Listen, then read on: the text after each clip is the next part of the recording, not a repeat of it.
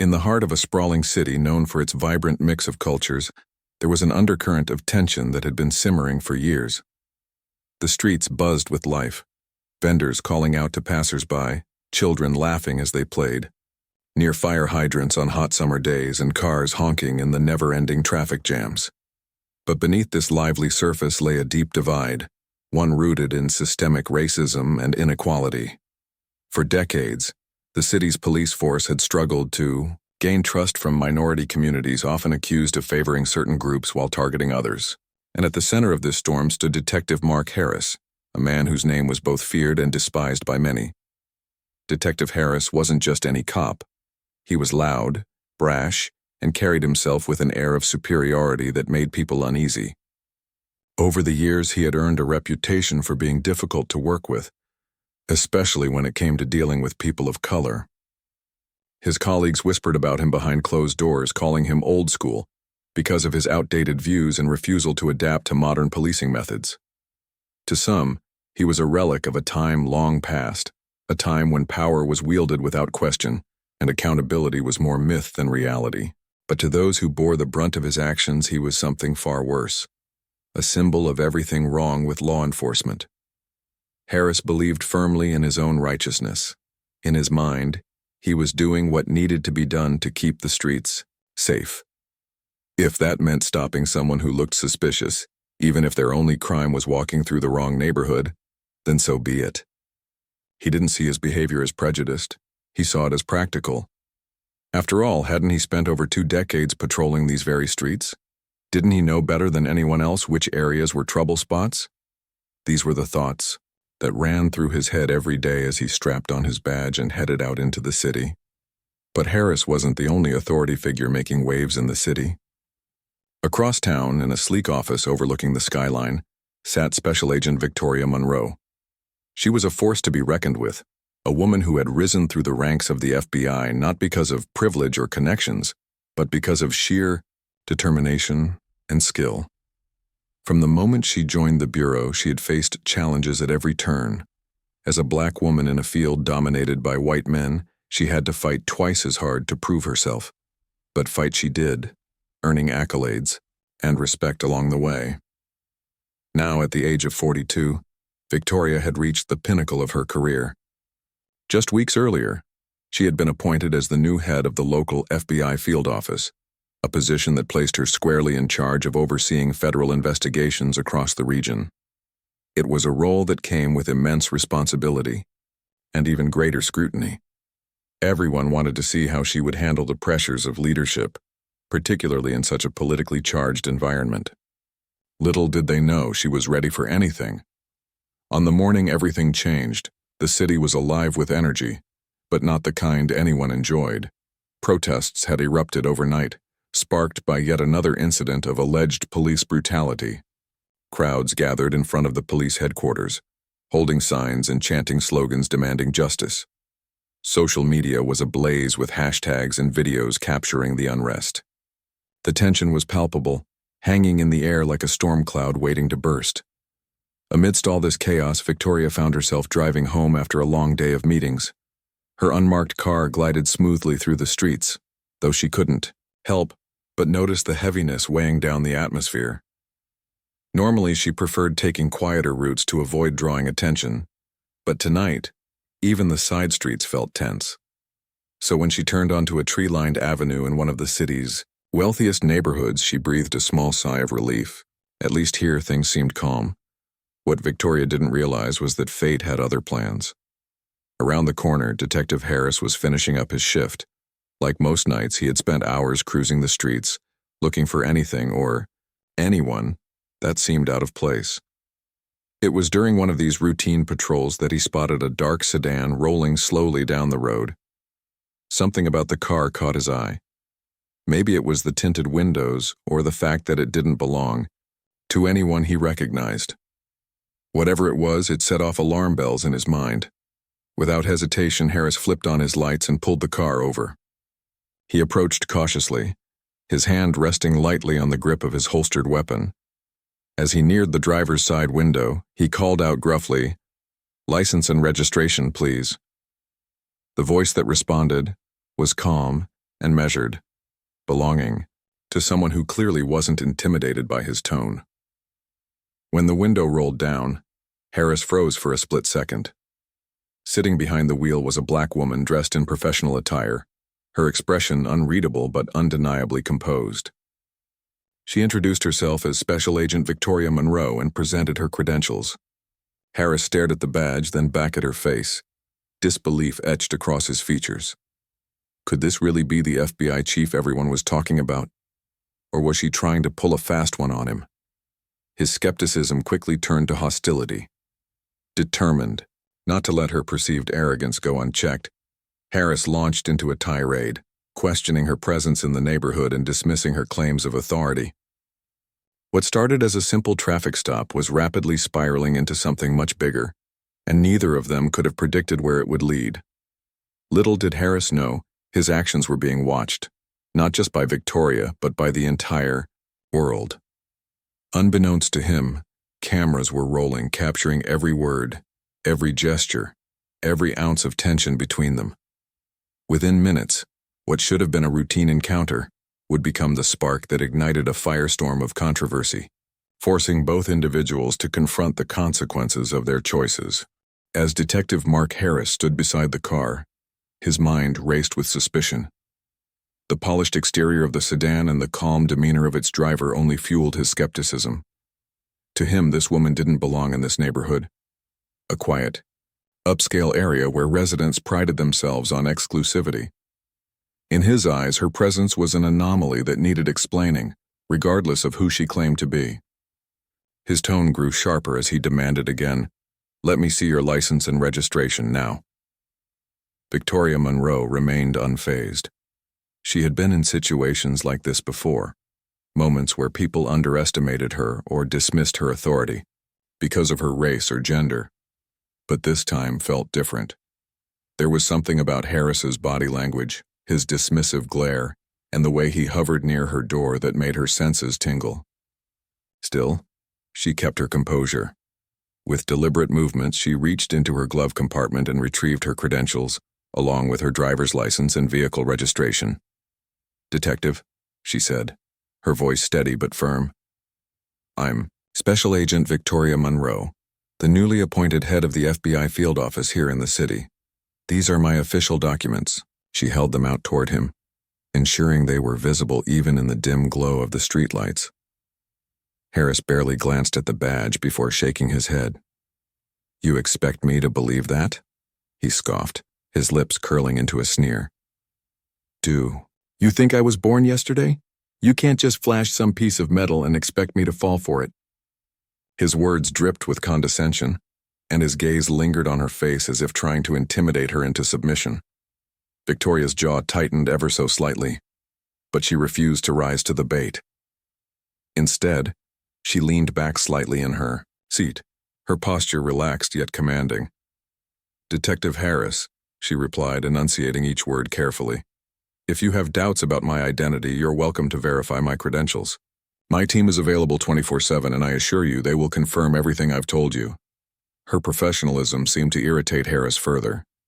He muttered under his breath, loud enough for her to hear, "Yeah, sure." Another one thinking, "She's above the rules." Then, without warning, he stepped back and raised his radio to his mouth.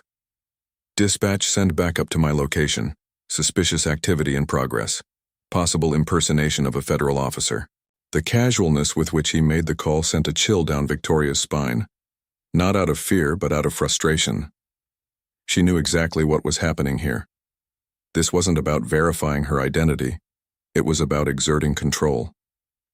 Harris wanted to prove a point, to assert his dominance over someone he viewed as inferior. And while she could have easily let the situation escalate, Victoria chose a different path. She picked up her phone from the passenger seat and dialed her assistant at the FBI office. "This is Agent Monroe," she said calmly. "I need you to contact Internal Affairs immediately. A member of the local PD is currently detaining me during what appears to be an unlawful traffic stop. Get them on the line and ensure all relevant surveillance footage is secured." Her instructions were clear and precise, leaving no room for misinterpretation. As she ended the call, she looked directly at Harris. "Detective, I've already alerted my superiors. If you proceed with this arrest, you'll be facing serious consequences." For a moment, Harris hesitated.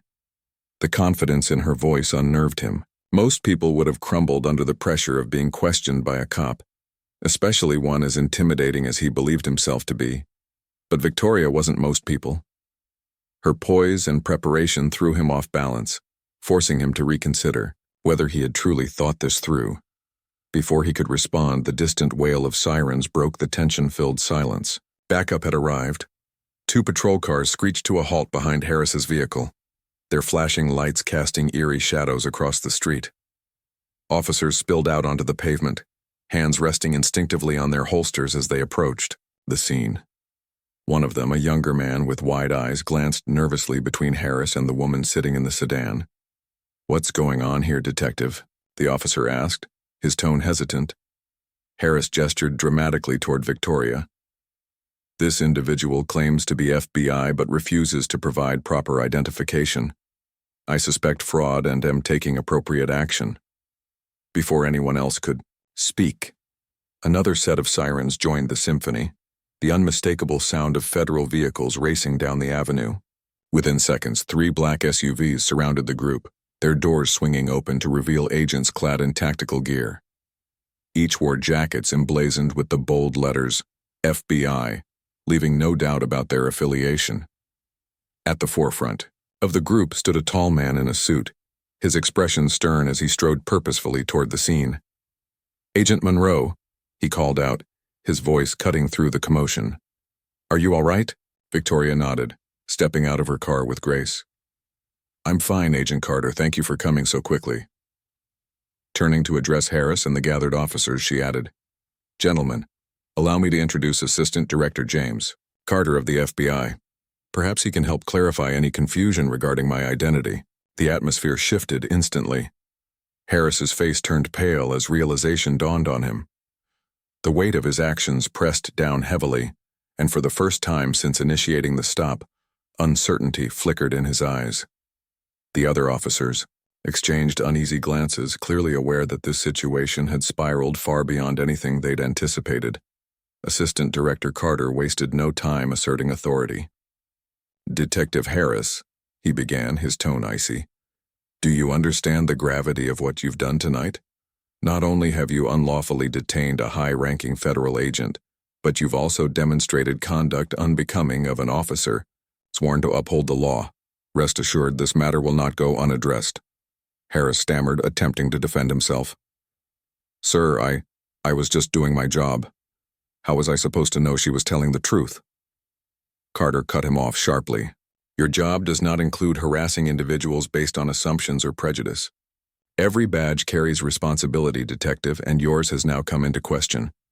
Internal Affairs will be handling this investigation thoroughly." As the confrontation unfolded, Victoria watched silently, her arms crossed over her chest. She didn't relish seeing Harris humiliated, nor did she seek revenge. What mattered to her was accountability, the idea that no one, regardless of rank or position, should be allowed to abuse their power without consequence. This moment wasn't just about her. It was about sending a message to everyone watching that justice applies equally to all. By now, curious neighbors had begun gathering outside their homes, drawn by the commotion. Some recorded the scene on their phones, capturing Harris's stunned expression as the reality of his predicament sank in. Others whispered among themselves, speculating about what might happen next. Social media platforms lit up almost instantly, with eyewitness videos spreading like wildfire. Comments poured in from across the country, ranging from outrage to disbelief to cautious optimism. Back at the center of it all, Victoria finally spoke. Addressing the assembled officers, she said, "I trust you gentlemen will cooperate fully with the investigation. Let today serve as a reminder that we are all held to the same standards and fairness must guide our actions. Good evening." With that, she turned and walked toward one of the waiting FBI vehicles, leaving Harris standing alone amidst the chaos he had created. It was a quiet exit, devoid of theatrics or triumphalism, but it carried a weight far greater than words could convey. For Harris, however, The night was far from over. Little did he know, this encounter would mark the beginning of the end for his career, and perhaps the start of meaningful change for the city he once swore to protect. The hours that followed the confrontation between Detective Mark Harris and Special Agent Victoria Monroe felt like an eternity for everyone involved. As the FBI agents secured the scene and ensured Victoria's safety, the local police officers stood awkwardly on the sidelines, unsure of how to react. Some exchanged nervous glances while others fiddled with their radios or avoided eye contact altogether. The air was thick with tension, a mix of embarrassment, disbelief, and growing unease as the gravity of what had just unfolded began to sink in. Detective Harris, meanwhile, found himself at the center of a storm he couldn't escape. His earlier bravado had completely evaporated, replaced by a gnawing sense of dread. He tried to rationalize his actions in his mind, telling himself that he was simply doing his job, following protocol. But deep down, he knew better. The look on Assistant Director Carter's face said it all. This wasn't going to blow over quietly. For the first time in his career, Harris felt truly powerless. As the crowd of neighbors continued to grow, murmurs rippled through the gathered spectators. "Is that really the FBI chief?" one woman whispered to her husband.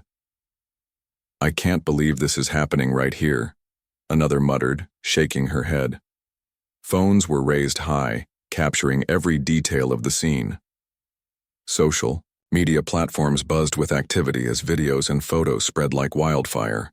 Hashtags like "Turn Accountability, Now" and "Justice for Monroe" began trending almost instantly, drawing attention not just locally but across the country. Commentators weighed in, dissecting every aspect of the incident. Some praised Victoria for her composure under pressure, while others condemned Harris for his blatant disregard of authority and professionalism. Back at the precinct, news of the traffic stop reached the upper echelons of the police department, faster than anyone expected. The police commissioner, a stern man named Richard Grayson, was woken up in the middle of the night by an urgent phone call from Internal Affairs. By the time he arrived at headquarters, the situation had spiraled out of control. Reporters camped outside the building, shouting questions about accountability and systemic racism within the force.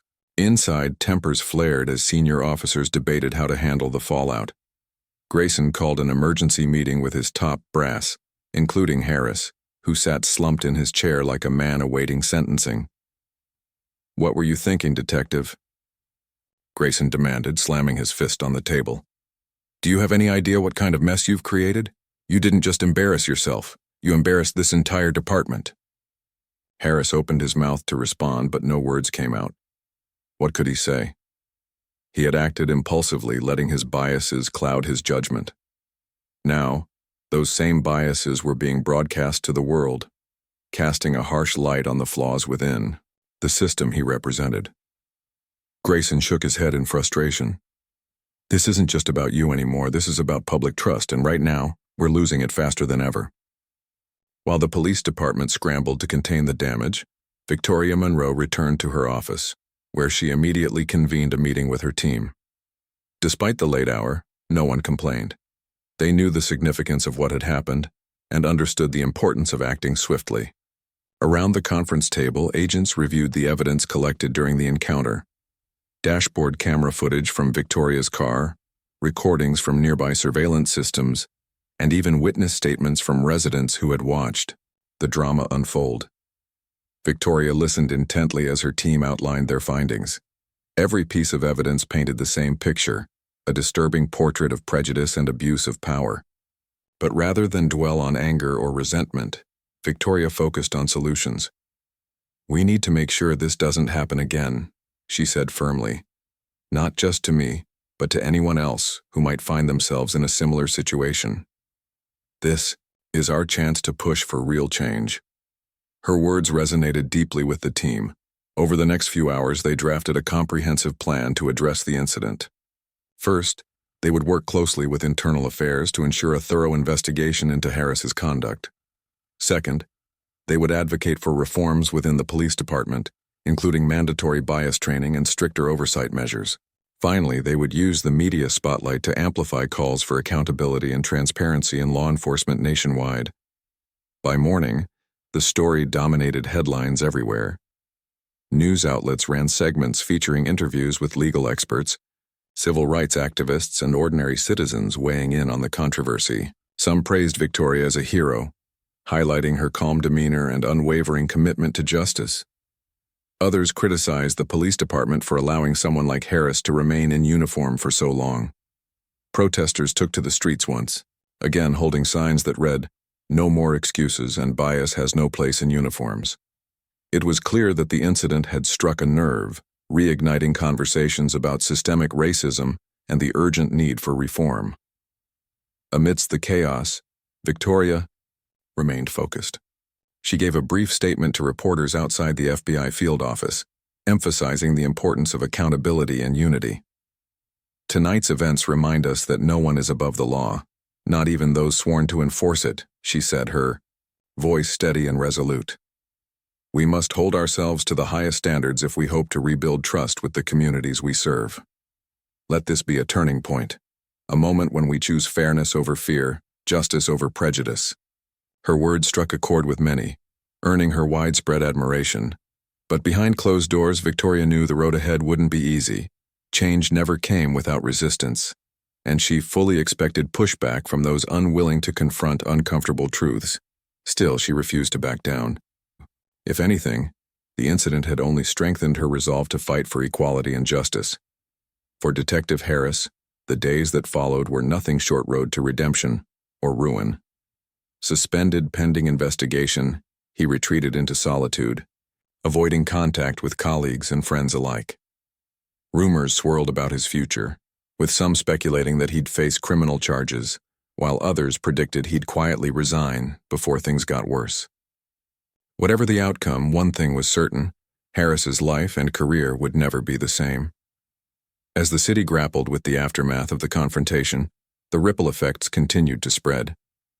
Schools held discussions about racial bias. Community leaders organized forums to address policing practices, and politicians promised sweeping reforms. In the midst of it all, Victoria Monroe emerged as a symbol of resilience and integrity, a beacon of hope for those fighting for a fairer, more just society. But the battle was far from over. While the immediate crisis may have passed, the deeper issues at play remained unresolved. Systemic racism wasn't something that could be fixed overnight. It required sustained effort, courage, and collaboration. And though the journey ahead promised to be long and difficult, Victoria was ready to lead the charge one step at a time. In the days following the explosive confrontation between Detective Mark Harris and Special Agent Victoria Monroe, the city found itself at a crossroads. The incident had ignited a firestorm of debates, protests, and demands for accountability that reverberated far beyond its borders. For Harris, the fallout was swift and merciless. Suspended without pay pending an internal investigation, he became a pariah within the police department. A cautionary tale whispered about in locker rooms and briefing sessions. His once unshakable confidence was shattered, replaced by a suffocating sense of shame and isolation. The Internal Affairs Division wasted no time launching a thorough probe into Harris's actions. Investigators combed through years of his service records, uncovering a troubling pattern of misconduct that stretched back decades. Complaints from citizens, many of them dismissed or ignored at the time, resurfaced with alarming clarity. There were accounts of racial profiling during traffic stops, unwarranted searches, and verbal abuse directed at minority residents. Witnesses came forward, emboldened by the national attention the case had garnered. One elderly woman, tearfully, recounted how Harris had humiliated her teenage grandson during a routine stop, accusing him of being involved in gang activity, despite having no evidence to support the claim. Another man described how Harris had threatened to arrest him for loitering simply because he was sitting on his own porch after dark. As the evidence mounted, it became increasingly clear that Harris's behavior on the night he confronted Victoria Monroe wasn't an isolated incident. It was part of a larger systemic problem. The public outcry grew louder, with calls for not just Harris's termination, but also sweeping reforms within the police department.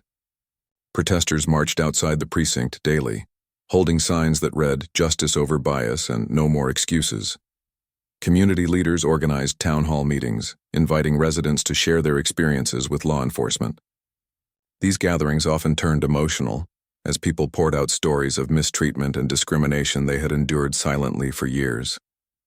Meanwhile, Victoria Monroe continued to play a pivotal role in ensuring accountability. She worked closely, with internal affairs providing them with every piece of evidence she had gathered during the encounter. Her calm professionalism never wavered, even when faced with attempts to discredit her. Some critics accused her of orchestrating the entire situation to make a political statement, while others claimed she should have shown more leniency toward Harris.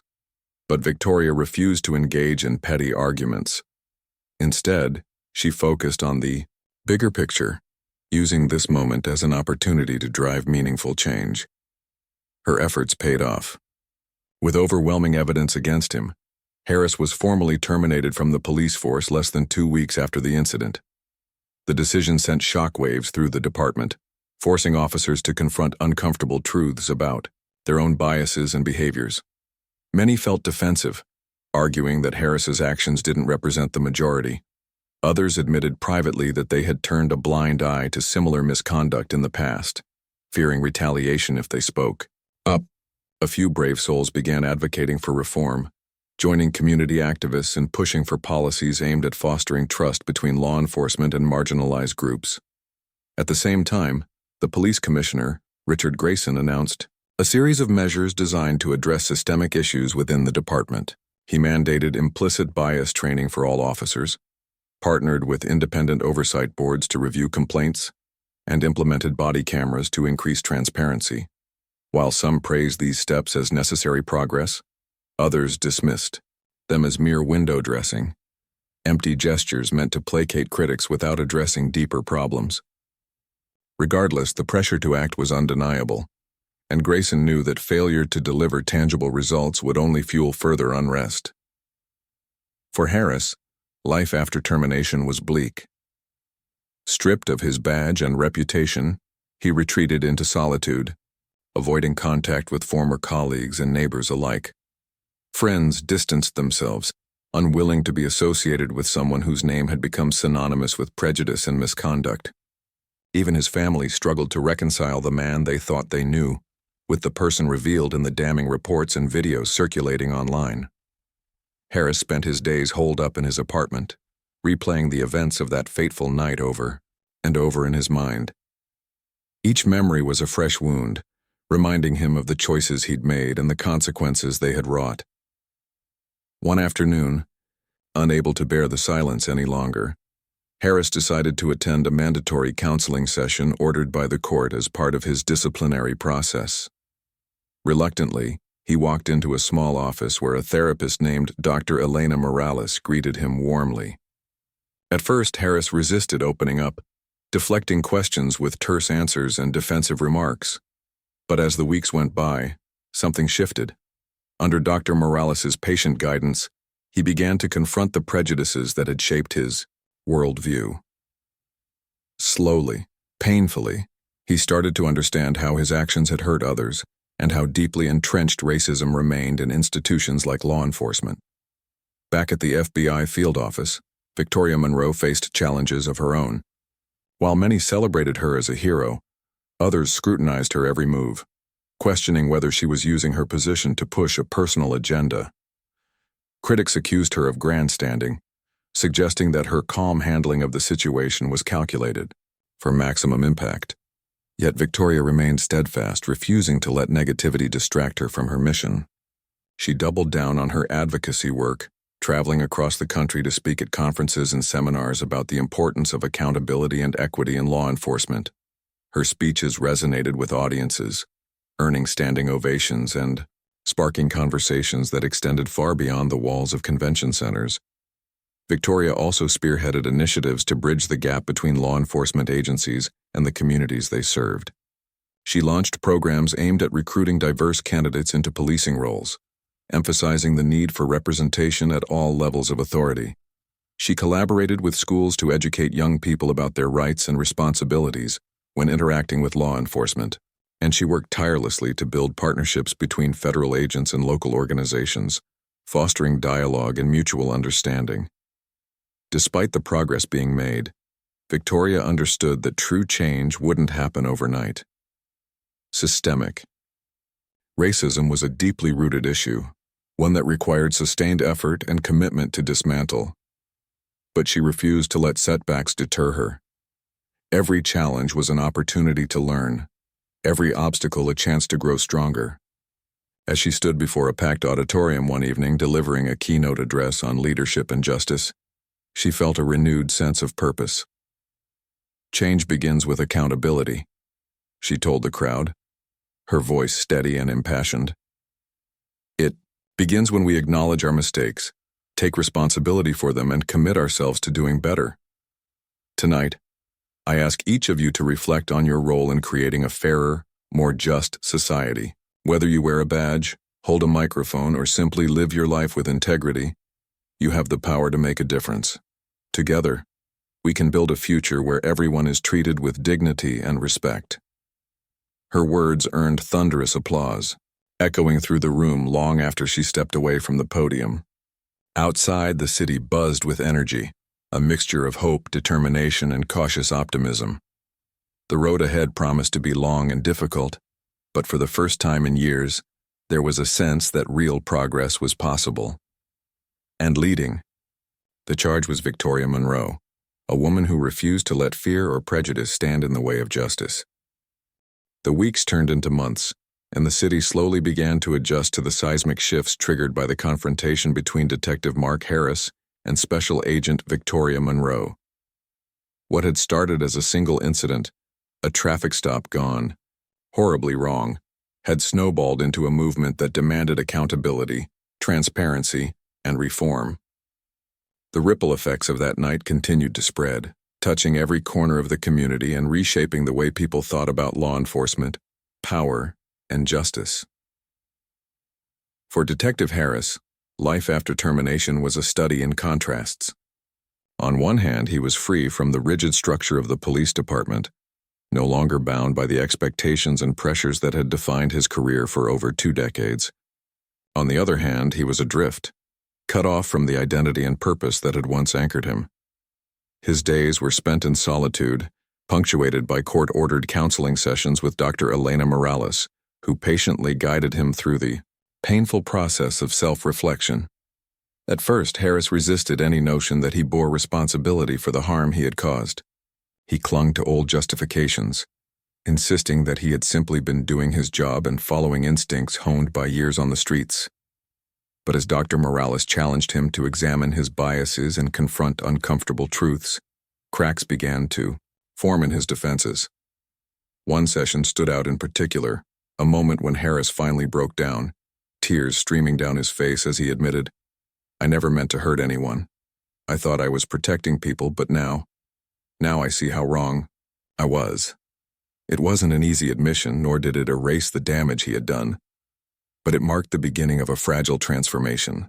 Harris began attending community meetings organized by activists and local leaders, listening quietly as residents shared their experiences of mistreatment at the hands of law enforcement. At first, he felt like an outsider, unwelcome and judged. But over time, some attendees softened, acknowledging his willingness to listen and learn. It was a small step, but it gave Harris a glimmer of hope that redemption might be possible if he stayed committed to change. Meanwhile, the police department underwent significant reforms under Commissioner Richard Grayson's leadership. The mandatory implicit bias training sessions became a cornerstone of the new initiatives, with officers required to participate in workshops designed to challenge stereotypes and promote empathy. Body cameras were rolled out across the force, ensuring that interactions between police and civilians were recorded and reviewable. Independent oversight boards were established, giving citizens a voice in holding officers accountable for misconduct. These changes weren't universally embraced. Some veteran officers grumbled about the added scrutiny, accusing Grayson of caving to public pressure rather than trusting their judgment. Others argued that the reforms placed undue burdens on them while failing to address broader societal issues like poverty and crime. Despite the pushback, Grayson remained resolute. "We can't fix everything overnight," he told reporters during a press conference. "But we can start by making sure our officers are held to the highest standards. That's what the public deserves, and that's what we owe them." While the police department worked to rebuild trust, Victoria Monroe emerged as a national figurehead for criminal justice reform. Her name appeared in headlines alongside stories of progress and perseverance, earning her invitations to speak at prestigious events and collaborate with policymakers. She traveled extensively, meeting with lawmakers, advocacy groups, and law enforcement officials to discuss strategies for creating equitable systems.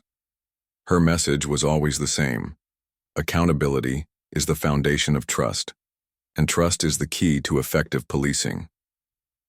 One of her most impactful projects was the creation of a mentorship program aimed at recruiting diverse candidates into federal law enforcement roles. Dubbed Pathways to Justice, the initiative provided scholarships, internships, and career guidance to young people from underrepresented communities. Victoria believed that representation mattered, not just for optics, but because it fostered understanding and strengthened relationships between law enforcement and the public. When people see themselves reflected in positions of authority, they're more likely to believe in the fairness of the system, she explained during a panel discussion. That's why we need voices from all walks of life at the table. Her efforts extended beyond recruitment. Victoria also championed policies that prioritized de-escalation techniques, mental health awareness, and community engagement. She partnered with schools to teach students about their rights and responsibilities when interacting with law enforcement, emphasizing the importance of mutual respect.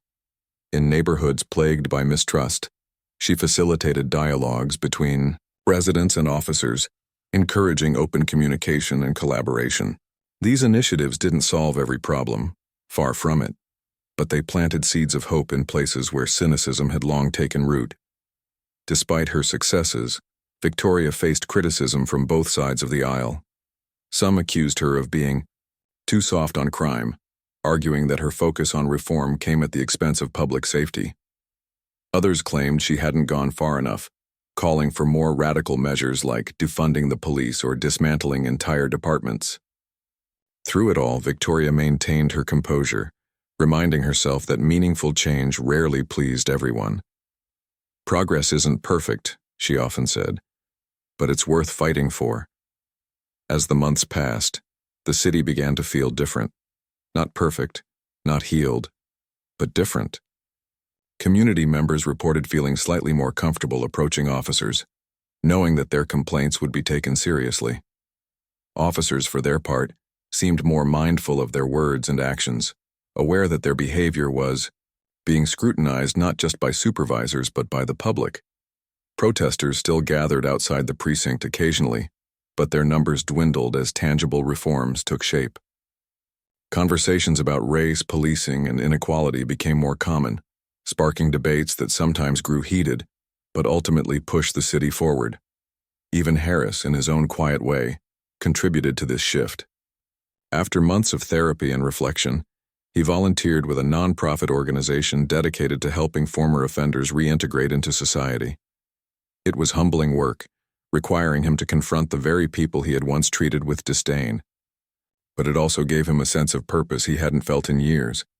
Though many doubted his sincerity, others saw his efforts as proof that change was possible, even for someone like him. By the end of the year, the city had transformed in subtle, yet significant ways. Trust wasn't fully restored, and scars still lingered, but there was a growing sense that things were moving in the right direction. For Victoria Monroe, the journey was far from over. She knew that systemic racism wouldn't disappear overnight, nor would the deep-seated mistrust between law enforcement and marginalized communities. But she also knew that every step mattered, no matter how small. As she stood on a stage addressing a crowd of eager young recruits during a graduation ceremony, Victoria allowed herself a rare moment of pride. "You are the future of law enforcement," she told them, her voice filled with conviction. "And the future starts today. Carry yourselves with integrity, lead with compassion, and never forget why you chose this path. Together, we can build a world where justice isn't just a word, it's a reality. The applause that followed was thunderous, echoing through the auditorium and spilling out into the streets beyond. Outside, the city buzzed with life, its people carrying on with their daily routines. Beneath the surface, however, something fundamental had shifted.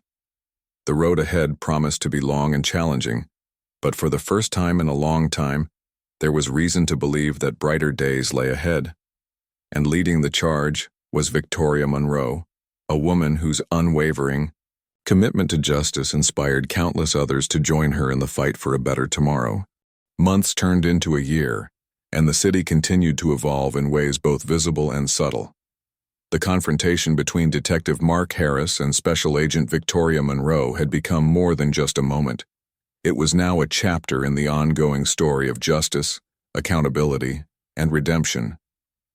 For those involved, the aftermath of that fateful night shaped their lives in profound and lasting ways, leaving behind lessons that would resonate for generations. For Harris, the road to redemption, or ruin, remained uncertain. Though he had made strides in confronting his biases, the scars of his past actions lingered. He attended community meetings regularly, sitting quietly in the back as residents spoke about their frustrations and hopes for change. Some accepted his presence, others glared at him with skepticism. But Harris persisted, driven by a newfound desire to make amends. His work with the nonprofit organization helping former offenders reintegrate into society gave him purpose, though it wasn't without its challenges. There were days when he felt like giving up, overwhelmed by guilt and doubt. Yet each time, he considered walking away. He remembered Dr. Morales's words. Change isn't easy, but it's worth fighting for. One evening, after a particularly difficult session where a young man recounted how police harassment had derailed his life, Harris approached the speaker afterward. "I'm sorry," he said simply, his voice trembling. The young man looked at him, surprised, then nodded slowly. It was a small gesture, but it meant the world to Harris. That night he went home and wrote in his journal, a habit Dr. Morales had encouraged him to adopt. "Today I apologized," he wrote. "It didn't fix anything, but maybe it's a start." Harris's journey was far from over. Redemption, he realized, wasn't something you achieved overnight. It was a daily commitment to doing better, even when no one was watching. And while some doubted his sincerity, others began to see glimpses of the man he could become. Redemption, it seemed, was possible, but only if he kept moving forward. Meanwhile, the police department underwent a cultural transformation under Commissioner Richard Grayson's leadership. The reforms they implemented weren't perfect, and resistance still bubbled beneath the surface. Some officers grumbled about the added layers of oversight, while others embraced the changes as long overdue. What mattered most was that trust began to rebuild, brick by painstaking brick. Residents noticed the shift, not in grand gestures but in small moments of connection. Officers who once avoided eye contact now smiled and greeted people by name. Community events drew larger crowds, with families bringing children to meet, the officers patrolling their neighborhoods. The Independent Oversight Board played a crucial role in this progress. Comprised of citizens, activists, and retired law enforcement professionals, the board reviewed complaints against officers and recommended disciplinary actions or policy changes. Their transparency earned them the public's respect, proving that accountability wasn't just a buzzword, it was a practice. One of their early decisions, recommending the termination of another officer accused of misconduct, sent a clear message: no one was above scrutiny. Victoria Monroe, meanwhile, continued to shine as a beacon of resilience and leadership. Her efforts to reform policing practices gained national recognition, earning her accolades and invitations to speak on panels alongside influential figures. She became a trusted voice in discussions about criminal justice reform, blending authority with empathy in a way that inspired others. Yet despite her growing fame, she remained grounded, always reminding herself why she had chosen this path in the first place. Her mentorship program, Pathways to Justice, flourished beyond her wildest dreams. Dozens of young people joined. The initiative, eager to learn about careers in law enforcement and advocacy. Many credited Victoria with opening doors they never thought possible. "She believed in me when no one else did," said one participant during a graduation ceremony. "Now I know I can make a difference too." Hearing these words filled Victoria with pride but also humility. She knew she couldn't do it alone. The fight for justice required everyone's participation. As the months passed, Victoria found herself reflecting on the ripple effects of that single traffic stop. It had started as an ordinary evening, yet it sparked a chain reaction that transformed not just her life, but the lives of countless others. She often thought about Harris, wondering whether he truly understood the magnitude of what had happened. Did he regret his actions? Was he capable of real change?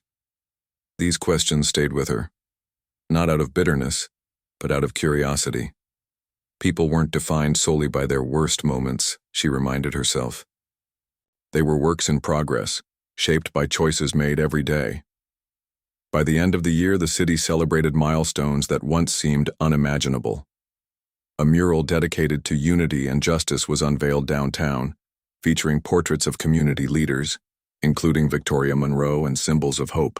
At the unveiling ceremony, a local pastor delivered an impassioned speech about forgiveness and reconciliation. "We are not prisoners of our past," he declared. "We have the power to create a brighter future, together." The crowd erupted, in applause, tears streaming down faces as strangers hugged one another. Even Harris attended the event, standing at the edge of the crowd. No one approached him, but he didn't expect them to. What mattered was that he showed up, bearing witness to the progress being made. As he gazed at the mural, he felt a flicker of hope, a reminder that redemption wasn't just for heroes, but for anyone willing to try. The story of that night, the traffic stop, the confrontation, the fallout, became legend in the city. Parents told their children about it, using it as a lesson about accountability and courage. Students studied it in classrooms, analyzing how one incident could spark widespread change. Journalists revisited it in retrospectives, marveling at how far the city had come since then. And Victoria Monroe? She rarely spoke about it publicly, preferring to focus on the work still ahead. But privately, she allowed herself moments of reflection, grateful for the opportunity to lead during such a pivotal time. In the end, the true legacy of that night wasn't about any one person. It was about the collective effort to build a fairer, more just society. It was about recognizing mistakes, owning them, and committing to doing better. It was about ordinary people coming together to demand extraordinary change. And though the journey was far from over, there was reason to believe that brighter days lay ahead. As Victoria stood on a balcony overlooking the city one evening, she felt a deep sense of gratitude. The lights below twinkled like stars, a reminder of the countless lives intertwined within the urban tapestry. Each light represented a story, a struggle, a dream, and while not every story ended happily, each contributed to the greater narrative of humanity striving for progress. "Thank you," she whispered to the city, her voice carried away by the cool night breeze. Then, turning back inside, she prepared for another day of work. After all, the fight for justice never truly ended. It simply evolved, calling upon new voices to carry the torch.